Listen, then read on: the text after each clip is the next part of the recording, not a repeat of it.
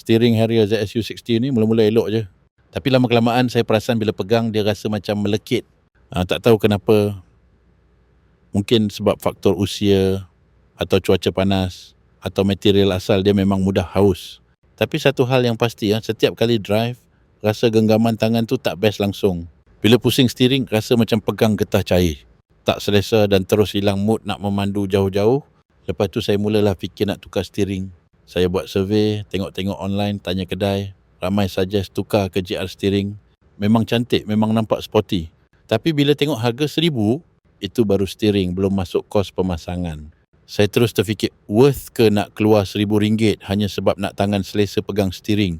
Satu malam, saya termenung sambil scroll TikTok DIY. Tiba-tiba saya teringat zaman dulu, zaman saya rajin repair saddle kuda. Masa tu saya selalu ke Kampung Atap, Kuala Lumpur. Kat sana memang pot cari bahan-bahan kulit, dari yang lembut sampai yang keras. Dulu masa aktif, repair saddle, kasut, dompet, semua saya buat sendiri. Saya masih ingat, masa tu kulit satu keping boleh dapat dengan harga RM4 saja. Banyak pilihan dan memang puas hati. Dari situlah datang idea untuk kenapa aku tak buat sendiri je balutan steering ni. Saya cari semula kedai bahan kulit kat Kampung Atap. Jumpa. Saya pilih warna yang matching dengan interior Harrier saya. Kos semua sekali dalam 20 saja. Ya betul. 20 untuk DIY balutan steering. Saya pun balik rumah mula kerja, potong, ukur, jahit tangan. Memang makan masa tapi proses tu mengingatkan saya balik zaman buat kerja tangan dulu. Tenang je rasa. Bila siap, Allah, puas hati bukan main. Nampak kemas, rasa genggaman selesa, tak melekit, tak panas. Dan yang paling penting, saya buat sendiri.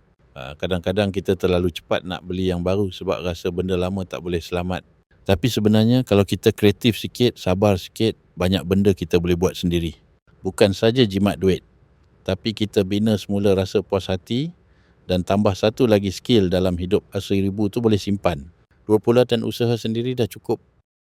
Tapi kalau kau jadi bodoh sombong, itu masalah. Bodoh tak apa, sebab bodoh tu boleh belajar. Tapi kalau kau jadi bodoh sombong, itu masalah besar. Sebab apa? Sebab bodoh boleh hilang dengan ilmu, tapi sombong tu, lagi kau pegang, lagi lama kau bawa sampai mati. Orang cerdik kalau dia tak tahu, dia tanya. Tak malu, tak segan. Sebab dia tahu ilmu tu mahal. Tapi orang bodoh sombong, dia rasa dia dah tahu semua benda. Padahal jalan hidup dia salah, tapi dia tak nak dengar.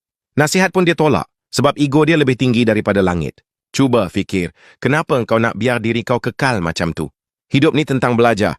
Tak kisah umur berapa, tahap mana, kau boleh belajar kalau kau nak. Tapi kalau kau sombong, siapa pun tak boleh tolong. Bodoh sombong ni bukan setakat merosakkan diri sendiri, tapi juga orang sekeliling. Kau tak sedar kau tarik semua ke bawah dengan perangai kau. Jadi ubah sekarang. Rendahkan hati.